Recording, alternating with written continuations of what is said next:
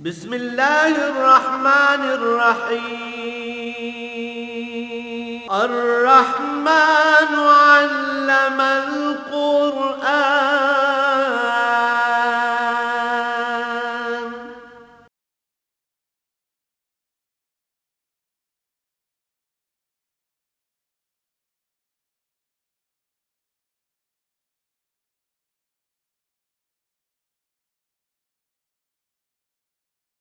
الحمد للہ رب العالمین والصلاة والسلام علی حبیبہ محمد وآلہ وصحبہ اجمعین.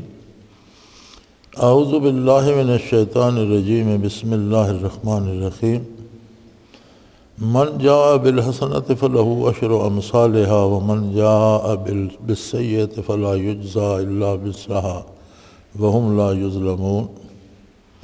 قل اننی ہدانی ربی الی صراط مستقیم دینا قیما ملۃ ابراہیم حنیفا وما کان من المشرکین. قل ان صلاتی ونسکی ومحیای ومماتی للہ رب العالمین لا شریک لہ وبذلک امرت وانا اول المسلمین.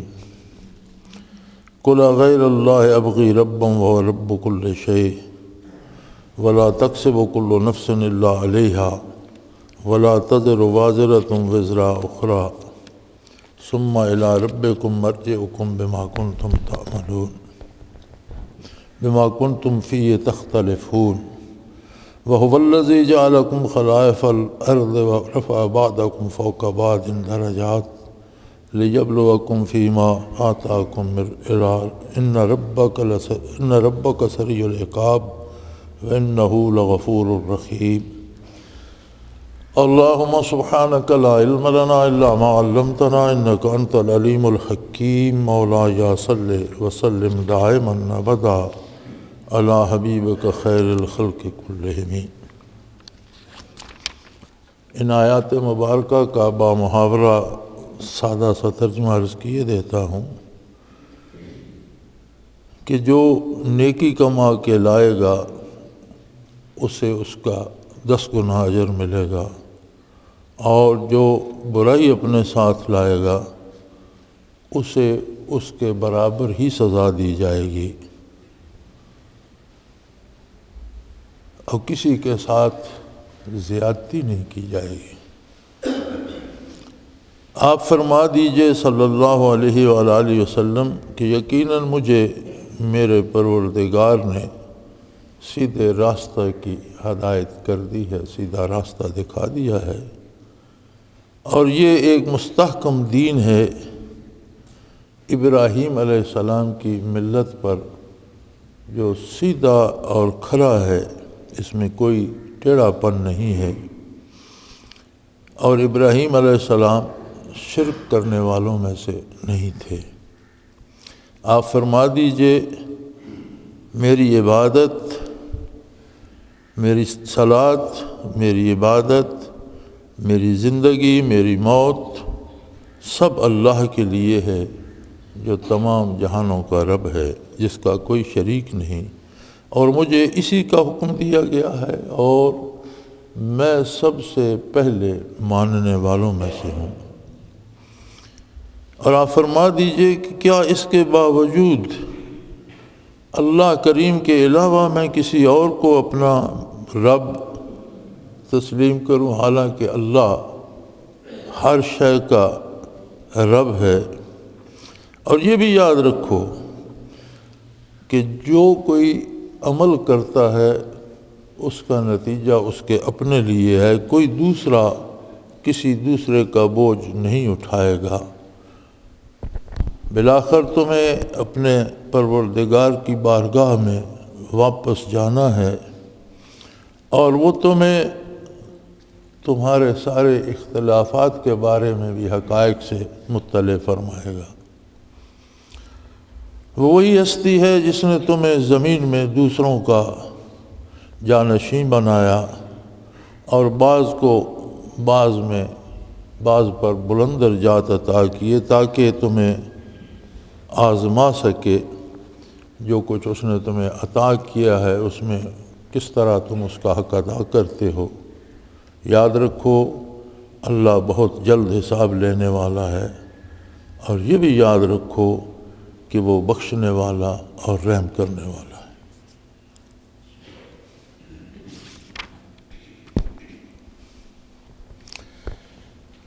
اللہ نے اپنے کرم کا ایک کریمانہ اصول یہ ارشاد فرمایا کہ من جاء بالحسنۃ فلہ عشر امثالھا، جو بندہ نیکی کر کے آئے گا، نیکی لائے گا، اسے جو کم از کم اجر ملے گا وہ اس سے 10 گنا زیادہ ہوگا۔ ایک بات بڑی ضروری ہے جو ہمیں جان لینی چاہیے کہ ہمارا خیال یہ ہوتا ہے، اور یہ اکثر احباب کہتے رہتے ہیں، کوئی خط لکھتے ہیں، کوئی ای میل بھیجتے ہیں، کوئی زبانی بات کرتے ہیں، جی میں نمازیں بھی ساری پڑھتا ہوں، تہجد بھی پڑھتا ہوں، ذکر بھی کرتا ہوں، تلاوت بھی کرتا ہوں، اتنا درود شریف بھی پڑھتا ہوں، پھر میرا دکان میں نقصان ہو گیا، میرا بیٹا بیمار ہو گیا، میری نوکری چھوٹ گئی۔ یعنی ان کا یہ خیال ہوتا ہے کہ یہ نماز روزہ کرنے سے یہ جو وسائل دنیاوی ہیں یہ ٹھیک رہنے چاہیے۔ اصولی بات جو قرآن حکیم کی ہے وہ یہ ہے کہ جو عبادت تم کرتے ہو اس کا اجر تم پہلے لے چکے ہو، تم نے پیشگی وصول کر لیا ہے۔ قرآن فرماتا ہے یا ایھا الناس اعبدوا ربکم الذی خلقکم والذین من قبلکم لعلکم تتقون، عبادت کرو اپنے رب کی جس نے تمہیں پیدا کیا اور بے پناہ نعمتیں دیں، بینائی دی، سنوائی دی، قوت گویائی دی، علم کی استعداد دی، عجیب و غریب دماغ دیا جو کہاں تک سوچ سکتا ہے، ایک خوبصورت چہرہ دیا، خوبصورت جسم دیا، توانائیاں دیں، اور دنیا کی نعمتوں سے استفادہ کرنے کی توفیق عطا فرمائی۔ اس نے تمہیں اتنا کچھ دیا ہے کہ تم ساری زندگی صرف سجدے ہی کرتے رہو تو کسی ایک نعمت کا بدلہ ادا نہیں کر سکتے۔ تو پھر عبادت کا اجر کیا ہے؟ فرمایا لعلکم تتقون، عبادت کا اجر یہ ہے کہ تمہارا اللہ سے ایک قریبی تعلق پیدا ہو جائے، ایسا تعلق جو تمہیں اس کی اطاعت پہ استقامت عطا فرمائے اور نافرمانی سے روک دے۔ ہمارے آپس میں انسانوں کے بھی تعلقات ہوتے ہیں، بعض لوگوں سے ہمارا ایسا تعلق ہوتا ہے کہ وہ پاس نہ بھی ہوں تو ہم ان کی پسند کے بغیر کوئی ایسا کام نہیں کرنا چاہتے جس سے وہ ناراض ہوں۔ تو اللہ تو ہر وقت ہر جگہ ہمارے ساتھ موجود ہے۔ تو فرمایا عبادت کا اجر یہ ہے، عبادت کا حاصل یہ ہے، عبادت کا نتیجہ یہ ہے کہ تمہارا اللہ کریم سے ایسا قریبی تعلق پیدا ہو جائے کہ تم اس کی نافرمانی کا سوچنا بھی چھوڑ دو اور سراپا اطاعت کرو۔ اب آخرت میں جو کچھ ملے گا وہ اس عبادت کی اجرت نہیں ہے، اجرت تو ہم پہلے لے چکے ہیں، وہ انعام ہے باری تعالیٰ کا، وہ جسے چاہے جتنا دے۔ تو فرمایا جو نیکی کر کے لائے گا تو اس کی نیکی اگر 100 روپے کے برابر ہے تو اسے میں 1000 انعام دوں گا، یعنی اس کی نیکی کی جو حیثیت ہے اس سے 10 گنا زیادہ میں اسے دوں گا، اور اس سے زیادہ پر قید نہیں، یہ کم از کم ہے۔ اب کسی کو 70 گنا دے، 70,000 گنا دے، 70 لاکھ گنا دے، اس کی اپنی عطا ہے، وہ اس کی اپنی شان ہے، وہ جس طرح چاہے کرے۔ حضرت مالک بن دینار رحمۃ اللہ تعالیٰ علیہ ایک ولی اللہ تھے اور رئیس آدمی تھے۔ تو ایک دن ایک گڑیا ان کی خدمت میں حاضر ہوئی اور اس کے ہاتھ میں چھوٹا سا پیالہ تھا، اور اس نے عرض کی کہ حضرت میرا کوئی بیٹا یا کوئی بیمار ہے تو اس کے لیے شہد چاہیے، آپ کے توشہ خانہ میں شہد ہوگا تو کسی ملازم کو حکم دیں کہ مجھے یہ پیالہ شہد کا دے دے، آج پو 3 چھٹانگ یا پو بھر کا ہوگا۔ انہوں نے وہ جو توشہ خانہ کا انچارج تھا یا جسے آج کل خزانچی کہتے ہیں اس کی طرف دیکھا تو ایک رواج ہوتا تھا، چھوٹے بکروں کی کھال کے مشکیزیں بناتے تھے اور وہ شہد سے بھرے ہوئے لٹکے رہتے، ان میں من شہد آ جاتا تھا،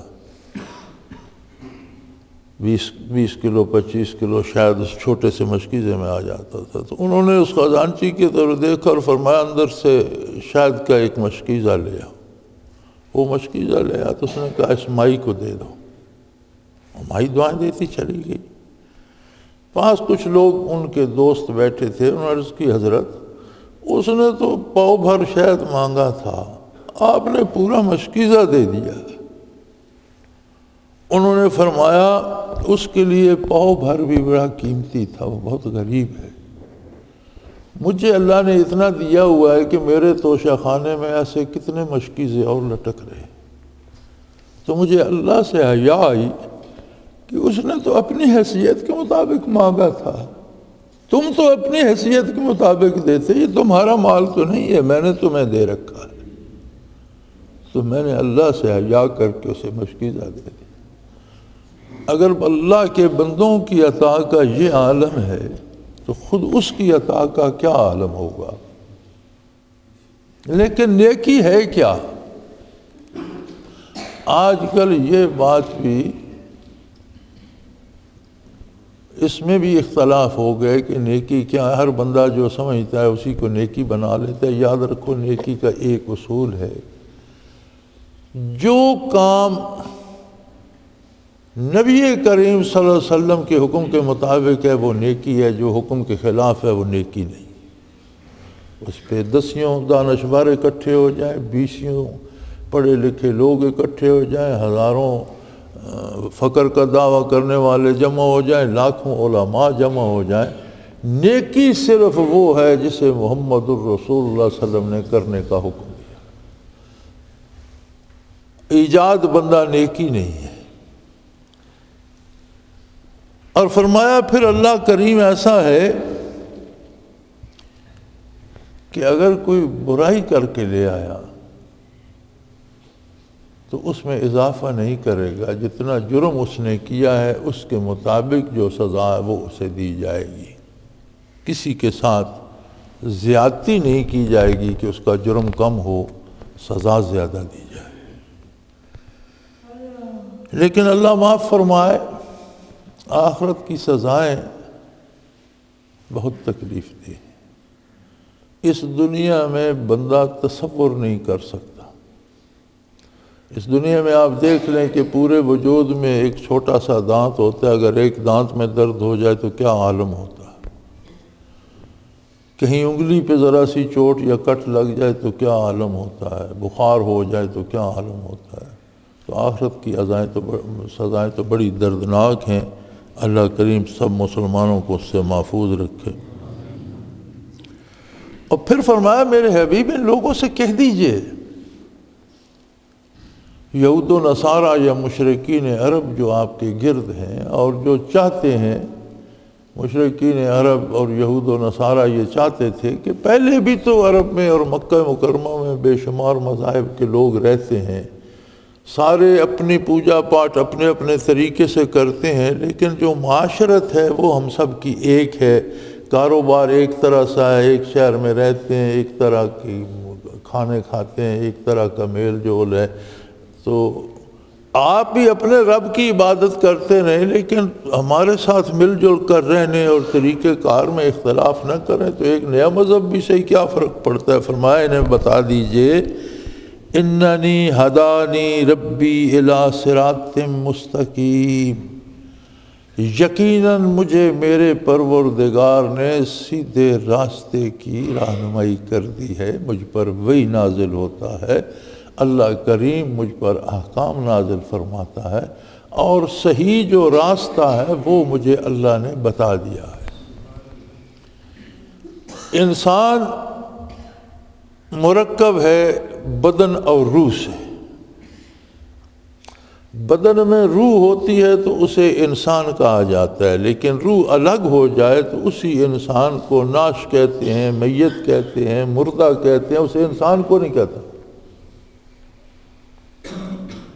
بلکہ علماء حق فرماتے ہیں کہ انسان کا اصل اطلاق ہوتا ہی روح پر ہے کہ روح بدن میں موجود ہے تو انسان ہے، روح الگ ہو گئی تو وہ میت ہے اور وہ ایک ناش ہے، لاش ہے، اسے کوئی انسان نہیں کہتا۔ عجیب بات آپ دیکھیں کہ لوگ مرتے دم تک بیٹا، بھائی، ابا اس رشتے سے پکارتے ہیں، دادا جان، نانا جان۔ جیسے روح الگ ہو جائے پھر کوئی نہیں کہتا نانا جان، پھر کہتے ہیں میت، میت کو نہلاؤ، میت کو کفناؤ، میت کو لے جاؤ، میت کو دفن۔ تو انسان جتنا بھی سوچے وہ دو باتیں سوچ سکتا ہے، ایک کہ وہ جو غذا کھاتا ہے وہ بڑی لذیذ ہو، آسان طریقے سے کما لے اور بڑا لذیذ کھائے، خوبصورت پہنے، یا پھر جو کھا رہا ہے، کما رہا ہے، اس کا جو وجود ہے، فزیکل باڈی سٹرکچر جو ہے، اس پر کوئی خراب اثر نہ آئے، کوئی بیماری پیدا نہ ہو جائے یا کہیں قید و بند نہ جھیلنی پڑے، اس سب سے بچ کر پیسہ بھی جمع کر لے، اچھا کھائے، اچھا پہنے۔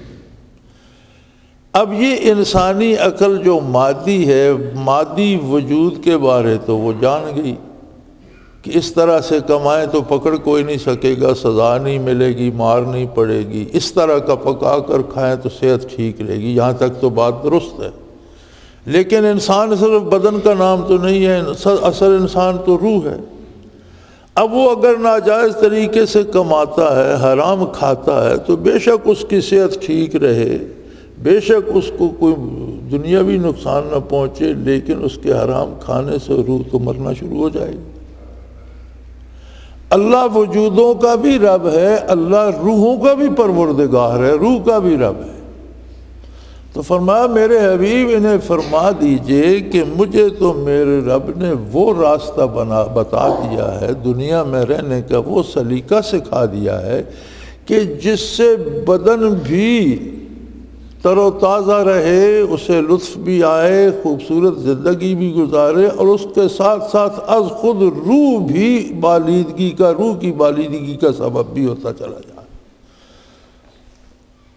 لہذا میرا کمانے کا، خرچ کرنے کا، معاشرت کا، لین دین کا، کاروبار کا، نکاح طلاق کا، دوستی دشمنی کا طریقہ وہ ہوگا جو مجھے میرا پروردگار بتا رہا ہے، چونکہ مجھے صرف بدن کی حفاظت نہیں، بدن کو پالنے کے ساتھ اولیت روح کی ہے کہ روح زندہ رہے، تر و تازہ رہے، اور روح جو ہے اسے بھی بشاشت نصیب ہو، وہ تم جانتے ہی نہیں۔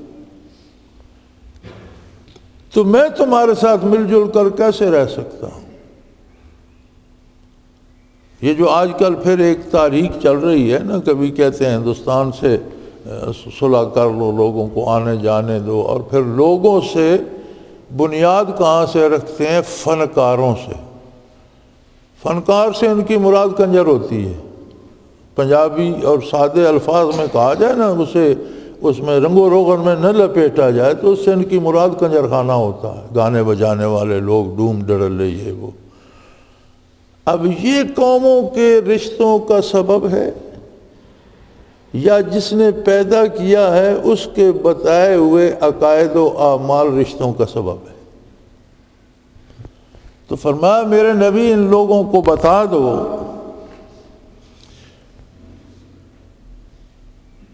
کہ اننی ہدانی ربی، میرے پروردگار نے مجھے وہ راستہ بتا دیا ہے، الی صراط مستقیم، جو بالکل سیدھا ہے، جس میں کوئی کجی نہیں، کسی کا اس میں کوئی نقصان نہیں، اس میں فائدہ ہی فائدہ ہے، جسم کو بھی فائدہ ہے، روح کو بھی فائدہ ہے، خاندان کو بھی فائدہ ہے، معاشرے کو بھی فائدہ ہے، قوم کو بھی فائدہ ہے، ملک کو بھی فائدہ ہے۔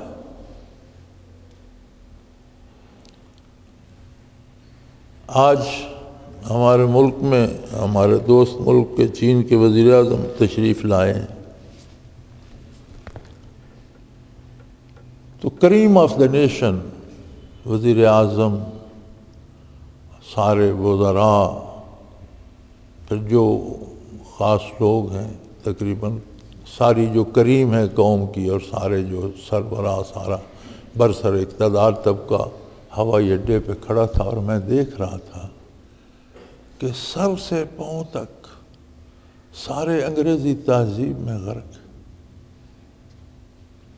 کسی کی شکل مسلمانوں سے نہیں ملتی، کسی کا حلیہ اسلامی نہیں، کسی کا لباس اسلامی نہیں۔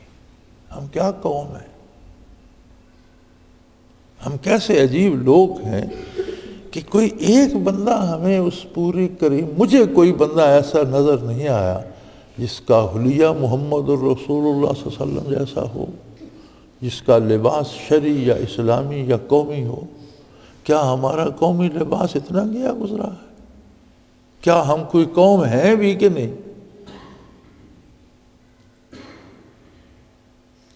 تو ایسے پتہ چلتا ہے کہ جتنے لوگ ہم پر حکومت کر رہے ہیں یہ سارے کوئی غیر ملکی کسی اور دوسری قوم کے لوگ ہیں جو یہاں مسلط ہیں، ہم ہی میں سے، ہمارے بھائی ہیں، ہم سے نیک ہوں گے، ہم سے زیادہ پڑھے لکھے ہوں گے، تبھی تو ان عہدوں پہ بیٹھے ہیں۔ ہم جیسے ہوتے تو یہیں بیٹھے ہوتے، لیکن اس سب کے باوجود ان کی جو اہمیت جنہوں نے جس چیز کو انہوں نے دی ہے وہ وہی ہے جو سارا غیر ملکی غیر قومی، لباس سے لے کر چہرے مورے تک، شکل تک، جوتے سے لے کر، سر تو خیر ان کے ننگے ہی ہوتے ہیں، تو جوتے سے لے کر گردن تک اس میں غرق ہیں۔ تو میں سوچ رہا تھا کہ یا اللہ ہمارے کیا گناہ ہیں کہ ہم پر یہ عجیب سے پتلے مسلط کر دیے۔ تو یہی چیز وہ کافر چاہتے تھے۔ جیسے اب ایک کو شروع کر دیا مکالمہ بین المذاہب۔ مکالمہ بین المذاہب کیا ہوگا؟ اسلام کے دو اصول ہیں۔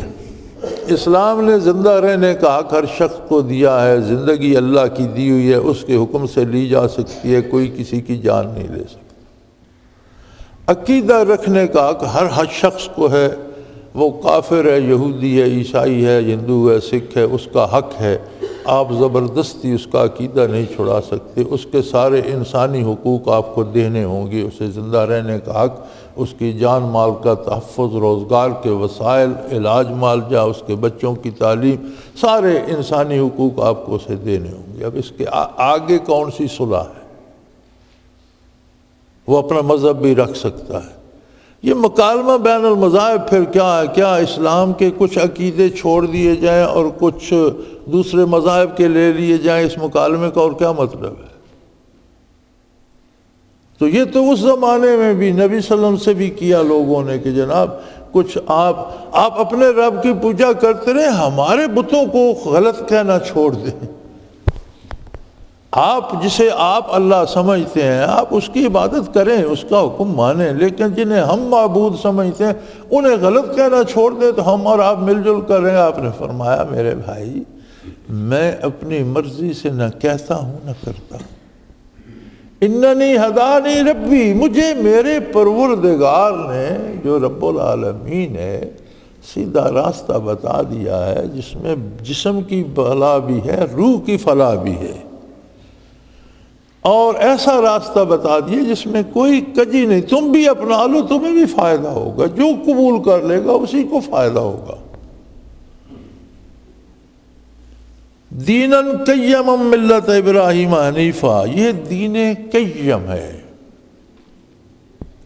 قیم سے مراد ہوتا ہے مستحکم، جس میں کوئی کمی بیشی کی نہیں جا سکتی، جو اپنے وجود میں مکمل بھی ہے، مضبوط بھی ہے، جس سے توڑا پھوڑا نہیں جا سکتا۔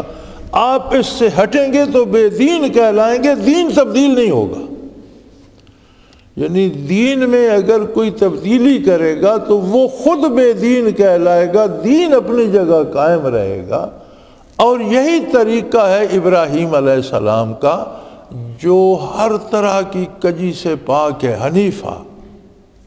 ملت ابراہیمی سے یہ مراد نہیں ہے کہ شریعت محمدی علیہ صاحب الصلاۃ والسلام شریعت ابراہیمی کے تابع ہے، بات یہ نہیں ہے۔ بات یہ ہے کہ جو خلوص، جو للہیت اور جو استقامت ابراہیم علیہ السلام نے دکھائی، وہی میں اسی پر میں گامزن ہوں، اسی پر میرا قدم مبارک ہے۔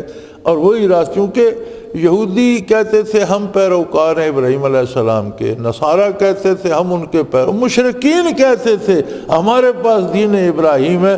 تو قرآن کریم نے سادہ سا جواب دیا، وَمَا كَانَ مِنَ الْمُشْرِكِينَ، ابراہیم علیہ السلام تو شرک نہیں کرتے تھے، تم تو تینوں گھر، تو مشرکین بھی شرک کرتے ہو، یہودی بھی شرک کرتے ہو، نصارہ بھی شرک، تم تو شرک میں مبتلا، اور تم کیسے کہتے ہو کہ ہم ابراہیم علیہ السلام کے دین پر ہیں؟ ابراہیم علیہ السلام تو شرک نہیں کرتے تھے۔ پھر میرے محبوب نے بتا دیجئے کہ یہ کوئی کاروبار نہیں ہے جس میں نفع نقصان سوچا جائے اور اس میں سمجھوتے کیے جائیں۔ قُلْ إِنَّ صَلَاتِي وَنُسُكِي وَمَحْيَايَ وَمَمَاتِي، میری ساری نمازیں، میرے سارے روزے، میرے حج، میری زکوٰۃ، سب کچھ، ونسکی، غرض ہر طرح کی عبادت، جتنی عبادت میں کرتا ہوں وہ نفل ہے، سنت ہے، فرض ہے، واجب ہے، وہ مالی ہے، جانی ہے،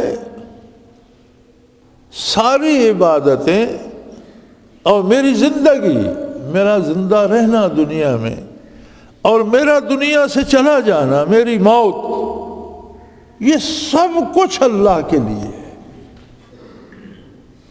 میں اپنے لیے کچھ نہیں کرتا۔ سمجھوتے تو تب ہوں کہ میں کوئی اپنا منافع ڈھونڈ رہا ہوں، آپ اپنا منافع ڈھونڈ رہے ہیں، کچھ لو اور کچھ دو، درمیان کا راستہ نکالا جائے، کچھ منافع آپ کی طرف چلا جائے، کچھ میری طرف۔ بات ایسی نہیں ہے۔ میری نمازیں، میرے روزے، میری زکوٰۃ، میرے حج، میرے نوافل، میرے فرائض، سنن، واجبات، میری ساری عبادتیں، میری زندگی، میری موت، سب للہ رب العالمین، یہ سب کچھ اس اللہ کے لیے ہے جو تمام جہانوں کو پالنے والا، یعنی سب اس کا حکم ہے اور میں نے اس کے حکم کی اطاعت کرنی ہے۔ اب اس میں مجھ پر مصیبت آئے، کوئی مجھ سے ناراض ہو جائے، میری صحت خراب ہو جائے، میرا مالی نقصان ہو جائے، جو ہوتا ہے ہو جائے، چونکہ مجھے اللہ کی رضا کے لیے یہ سب کرنا ہے، مالی منفعت کے لیے نہیں کرنا، بندوں کو ساتھ ملانے کے لیے نہیں کرنا، بہت سے لوگ جمع کرنے کے لیے نہیں کرنا، بہت سے لوگوں سے پیسے جمع کرنے کے لیے نہیں کرنا، کاروبار میں منافع کے لیے نہیں کرنا، بیماری سے بچنے کے لیے نہیں کرنا، میں یہ محض اس کی رضا کے لیے کر رہا ہوں، لہٰذا جو اس کا حکم ہے اسی کے مطابق عمل کیا جائے گا، اس میں سمجھوتوں کی گنجائش نہیں۔ وَبِذَالِكَ أُمِرْتُ، اور مجھے اسی کا حکم دیا گیا ہے، یہ میں اللہ کے لیے کرتا ہوں جس کا کوئی شریک نہیں، اور مجھے اسی بات کا حکم دیا گیا ہے، اور تم جانتے ہو انا اول المسلمین، میں ہی وہ پہلا شخص ہوں جو ماننے والا ہوں۔ کوئی نہیں جانتا تھا دین کو، کوئی نہیں جانتا تھا ذات باری کو، کوئی نہیں جانتا تھا انسان کی ابتدا و انتہا کو، کوئی نہیں جانتا تھا حقائق آخرت کو، میں ہی وہ ہستی ہوں جس پر وحی آئی، اور سب سے پہلا مسلمان میں ہوں۔ دنیا میں بھی، ازل میں بھی، جب اللہ نے عہد لیا الستُ بربکم، تب بھی پہلا مسلمان میں تھا۔ اس دنیا میں جب جلوہ افروز ہوا تو وحی الہی آئی تو اس کا پہلا ماننے والا میں تھا۔ تو تم کیا سمجھتے ہو کہ مجھے تم اس کام سے ہٹا لو گے؟ یہ ممکن نہیں۔ اور تم کیسے بے وقوف لوگ ہو، ان سے فرما دیجئے قل اغیر اللہ ابغی ربا، تم کیسے عجیب لوگ ہو کہ میں اپنی مصیبتوں کا حل کسی اور سے تلاش کروں، کہ تمہارے ساتھ سمجھوتا کر لوں گا تو تکلیف نہیں ہوگی، تمہارے ساتھ سمجھوتا کر لوں گا تو مکے سے ہجرت نہیں کرنی پڑے گی، تمہارے ساتھ سمجھوتا کر لوں گا تو کوئی میرے پیروکاروں کو مارے پیٹے گا نہیں، تمہارے ساتھ سمجھوتا کر لوں گا تو مسلمانوں کی تکلیفیں ختم ہو جائیں گی۔ یہی چیزیں وہ بتاتے تھے نا کہ مسلمانوں پر بڑے مظالم ہو رہے ہیں، مسلمانوں کو مارا پیٹا جا رہا ہے، مقاطع ہو رہا ہے، جی کھانے پینے کی چیزیں نہیں ملیں گی، قتل کی دھمکیاں مل رہی ہیں، اگر سمجھوتا کر لو تو تم اپنے رب کی پوجا کرتے رہو، اپنے ربوں کی پوجا کرے۔ فرمایا یہ ممکن نہیں ہے، چونکہ میں ان چیزوں کے لیے اللہ کی اطاعت نہیں کر رہا، میں اس کی رضا کے لیے اس کی اطاعت کر رہا ہوں۔ کوئی مجھے مارے، کوئی مجھے ایذا دے، کوئی میرے خدام کو احباب کو قتل کر دے، کوئی ان پر تیغ چلائے، کوئی انہیں گرم لوہے سے داغے، جو کچھ ہوتا رہے، ہمیں کرنا وہی ہے جو رب العالمین نے حکم دیا، اس میں سمجھوتے کی گنجائش نہیں۔ آج ہم کیا اور ہماری نمازیں کیا ہماری حیثیت، کیا ہمارے نظریات اور کتنا خلوص ہم میں ہے اور کون سی عبادت ہم کرتے ہیں، تو ہم یہ لے کے بیٹھ جاتے ہیں میں نمازیں پڑھتا ہوں میرا فلاں نقصان ہو گیا۔ انہوں نے تو نہیں پوچھا جن کو گرم سلاخوں سے داغا گیا، گرم ریت پر لٹا کر سینے پر پتھر رکھ دیے گئے، کون سی ایذا ہے جو مکہ مکرمہ میں مسلمانوں کو نہیں دی گئی۔ 3 سال تک شیب ابی طالب میں مقاطع رہا، کھانے پینے کو کچھ نہ ملا، فاقے کیے، تکلیفیں اٹھائیں، لیکن کسی نے دین پر سمجھوتے کی بات زبان پر نہیں لائی۔ رسول اللہ صلی اللہ علیہ وسلم کی عظمت تو اپنی جگہ، آپ کی تو اپنی شان ہے، آپ تو روبرو تھے اللہ کے، لیکن جو باقی دیگر صحابہ ساتھ تکلیفیں اٹھا رہے تھے، پوری تاریخ اسلام چھانٹ لیجئے، کسی ایک فرد نے 3 سال میں یہ نہیں کہا کہ یا رسول اللہ بھوک سے مر رہے ہیں تو کچھ ان کے ساتھ سمجھوتا ہی کر لیں، کسی نے کوئی ایک آواز 13 سالوں میں مکی زندگی میں کسی صحابی کی یہ نہیں ملتی کہ یا رسول اللہ بڑی تکلیفیں ہیں تو ان کے ساتھ کوئی سمجھوتا کر لیں۔ نہیں، جس نے لا الہ الا اللہ محمد الرسول اللہ پڑھا اس پر ڈٹ گیا۔ ایک آج ہم ہیں جنہیں اپنی نمازوں پہ بڑا ناز ہے، ہماری نمازوں میں بھی بدعات آ گئی ہیں، ہمارے جنازوں میں بھی بدعات آ گئی ہیں، ہمارے نکاح کی رسوم میں بھی بدعات، ہم نے تو اسلام کا حلیہ بگاڑ کے رکھ دیا۔ آج تو ہر مسجد کا اسلام الگ ہے، ہر محلے کا اسلام الگ ہے، ہر گاؤں کا الگ ہے، ہر قریے کا الگ ہے، جہاں 10 بندے جمع ہوتے ہیں وہاں ایک نیا اسلام شروع ہو جاتا ہے۔ وہ تو وہ لوگ تھے صرف وہ لفظ زبان سے نکالتے تھے جو رسول اللہ صلی اللہ علیہ وسلم سے سنتے تھے، اور صرف وہ کام کرتے تھے جس کا کرنے کا حضور حکم دیتے تھے، اور جہاں سے حضور روک دیتے تھے رک جاتے تھے۔ اور یار وہ کہہ نہیں سکتے تھے چلو کرتے نہیں، کہتے تو صحیح کہ یا رسول اللہ بڑے ظلم ہو رہے ہیں، کچھ ان سے سمجھوتا کریں، کچھ زندگی کی راہ نکالیں۔ بھوکے رہے، تکلیفیں اٹھائیں، ماریں کھائیں، گھر بار چھوڑ کے ہجرت کر کے نکل گئے، سمجھوتا نہیں کیا۔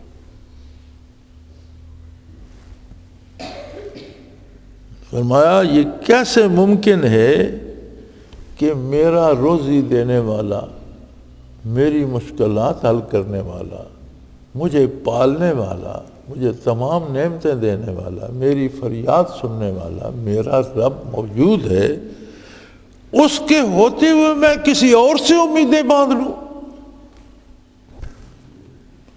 حالانکہ وہ ہر چیز کا رب ہے، کوئی کچھ بھی نہیں کر، اگر وہ نہ چاہے تو کوئی دوسرا بھی تمہاری مدد نہیں کر سکتا، تو پھر میں اس کو چھوڑ کر کسی دوسرے سے اپنی امیدیں باندھ لوں؟ یہ ممکن نہیں ہے، ایسا ہو نہیں سکتا، ایسا سوچنا ہی غلط ہے۔ اور یاد رکھو وَلَا تَكْسِبُ كُلُّ نَفْسٍ إِلَّا عَلَيْهَا، یاد رکھو یہ جو تمہارے ریبی اور تمہارے پادری اور یہ جو تمہارے مذہبی پیشوا تمہیں کہتے ہیں کہ ہمیں اتنے پیسے دے دو ہم تمہاری خطائیں معاف کر دیں گے، یہ سارا فضول ہے، جو کرے گا وہ بھرے گا۔ یہ تمہارے ساتھ دھوکہ کر رہے ہیں جو تم سے اجرت لے کے تمہیں معاف کر دیتے ہیں۔ اب تو ہم میں بھی، مسلمانوں میں بھی ایسے پیر خانے بن گئے کہ جنہیں نذرانے دیتے رہو تو وہ بکب کا جوا کھیلو تو اس میں سے بھی پیسے دے آؤ، اور چوری کرو تو بھی حصہ دے آؤ۔ تو یہی حال پہلی قوموں کا بھی تھا۔ فرمایا اس گھمنڈ میں نہ رہو کہ پیر صاحب یا علامہ صاحب یا ریبی یا پادری بخشوا دے گا، نہیں۔ وَلَا تَقْسِبُ كُلُّ نَفْسٍ إِلَّا عَلَيْهَا، جو بندہ جو عمل کرے گا وہ اسے پیش آئے گا۔ وَلَا تَزِرُ وَازِرَةٌ وِزْرَ أُخْرَى، کوئی کسی دوسرے کا بوجھ نہیں اٹھا سکے گا، ہر ایک کو اپنا اپنا بوجھ اٹھانا ہوگا۔ ثُمَّ إِلَىٰ رَبِّكُمْ مَرْجِعُكُمْ، پھر تمہیں واپس اسی پروردگار کی بارگاہ میں جانا ہے جس نے تمہیں اس دنیا میں پیدا کیا ہے۔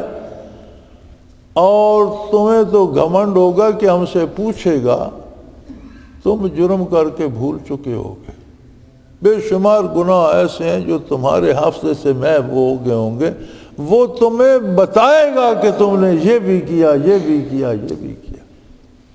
اس کی بارگاہ میں ہر چیز حاضر ہے، اور جو تمہیں اختلافات ہیں مذہبی عقیدے کے اور تم میرے ساتھ مخالفت کر رہے ہو، اس اختلاف کی کلی بھی کھل جائے گی اور سچ سچ ہر چیز سامنے آ جائے گی۔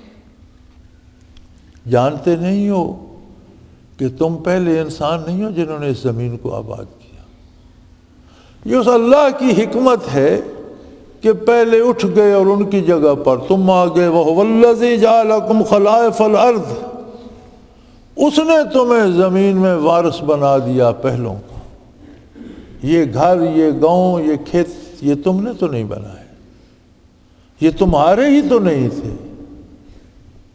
پتہ نہیں پہلے کس کس کے پاس تھے، کون کون ان کی ملکیت پہ اتراتا تھا اور کون کون خان صاحب بنا ہوا تھا، چھوڑ چھاڑ کر چلے گئے۔ اللہ نے تمہیں ان کی جگہ دے دی۔ رفع بعضکم فوق بعض درجات، اور تمہارے درجات مختلف کر دیے، کوئی مزارع ہے، کوئی مالک ہے، کوئی ملازم ہے، کوئی مالک ہے، کوئی آجر ہے، کوئی اجیر ہے، کوئی حکمران ہے، کوئی محکوم ہے، مختلف درجات بنا دیے۔ کیوں؟ لِيَبْلُوَكُمْ فِي مَا آتَاكُمْ، وہ تمہیں اس نے آزمائش میں ڈال دیا ہے کہ میں نے اسے جو مقام دیا ہے یہ اس کے ساتھ انصاف کرتا ہے یا نہیں، اس کے مطابق عمل کرتا ہے یا نہیں، اس کا حق ادا کرتا ہے یا نہیں۔ یہی زندگی کی آزمائش۔ مزدور ہے، اگر تو مزدوری میں دیانتداری کرتا ہے یا نہیں۔ آپ مزدوری میں بھی دیکھیں گے، ایک آدمی مزدور ہے، اجرت پوری لے لیتا ہے، کام کے وقت کام چوری کر جاتا ہے۔ اب اس کے بس اتنا ہی ہے، وہ کر لیتا ہے۔ ایک مالک ہے، وہ کام پورا کرا لیتا ہے، اجرت مار جاتا ہے، تھوڑی دیتا ہے۔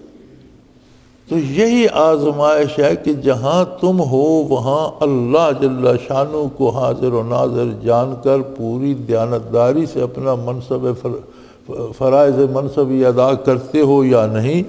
اور یاد رکھو، ان ربک سریع الحساب، اللہ کریم بہت جلد حساب لینے والے ہیں۔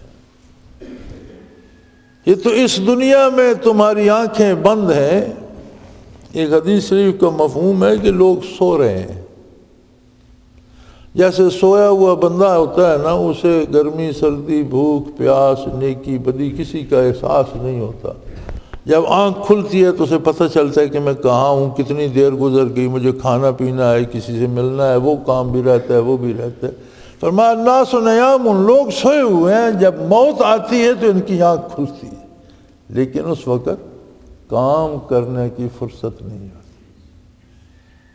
سو پہلے جاگو کہ اللہ بہت جلد حساب۔ اس دنیا کی زندگی میں تو ہم سمجھتے ہیں میری اتنی عمر ہو گئی، اتنا تجربہ ہو گیا، یہ ہو گیا، وہ ہو گیا۔ جب آپ آخرت میں قدم رکھیں گے جہاں ان یوماً عند ربک کالف سنۃ مما تعدون، تم دنیا میں جو 1000 سال گنتے ہو، اللہ کے نزدیک ایک دن گزرتا ہے۔ آخرت میں ایک دن گزرتا ہے، دنیا میں 1000 سال گزر جاتا ہے۔ تو 1000 سال تو کسی کی عمر ہے نہیں، 50-60 سال ہے۔ تو اگر 1000 سال کا ایک دن ہے تو یہ اوسطاً عمر اگر 30 سال 40 ہے تو 30 سال اس کا کتنا حصہ بنے؟ اسی لیے جب آخرت کو لوگ اٹھیں گے اللہ کریم پوچھے گا کم لبستم، کتنے رہے ہو تم دنیا میں؟ یومن او بعد، دن کا کچھ حصہ یا اللہ، فصل العادین، ہمیں تو شمار بھی نہیں آتا، گنتی جاننے والے پڑھے لکھے لوگوں سے پوچھ لیجئے، کوئی دن کا کچھ حصہ ہی دنیا میں ہم نے، یہاں تو ہمیں فخر ہے کہ ہمیں کون پوچھنے والا ہے جی، وہاں جا کے سمجھ آئے گی کہ ہمارے پاس بڑی تھوڑی سی فرصت تھی، اسے بھی ہم نے ضائع کر دی۔ سو بہت جلد حساب لینے والا ہے، لیکن ایک بات یاد رکھو، وَإِنَّهُ لَغَفُورٌ، وہ بہت بڑا بخشنے والا ہے۔ جو کچھ بھی کر چکے ہو، جہاں بھی پہنچ چکے ہو، وہیں توبہ کر لو کہ یا اللہ جو ہوا مجھ سے غلط ہوا مجھے معاف کر دے، آئندہ میں تیرے نبی کی اطاعت کروں گا، وہ بخشنے والا ہے، وہ سارا بخش دے گا۔ ایسا بھی نہیں ہے کہ تم حق سے بہت دور جا چکے ہو، واپسی کا دروازہ بند ہو گیا، نہیں، اس دنیا میں جب تک ہو توبہ کا دروازہ کھلا، اور اللہ کی رحمت تمہارے گناہوں سے بہت بڑی ہے،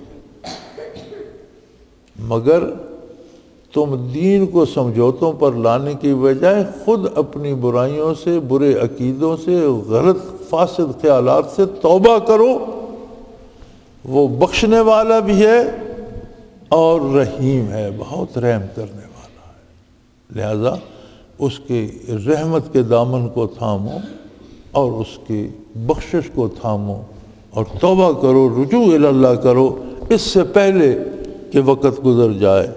اللہ کریم ہماری خطاؤں کو معاف فرمائے، توبہ کو قبول فرمائے اور نیکی کی توفیق عطا فرمائے۔ وآخر دعوانا ان الحمدللہ رب العالمین۔ اللہ اللہ اللہ اللہ اللہ اللہ اللہ اللہ۔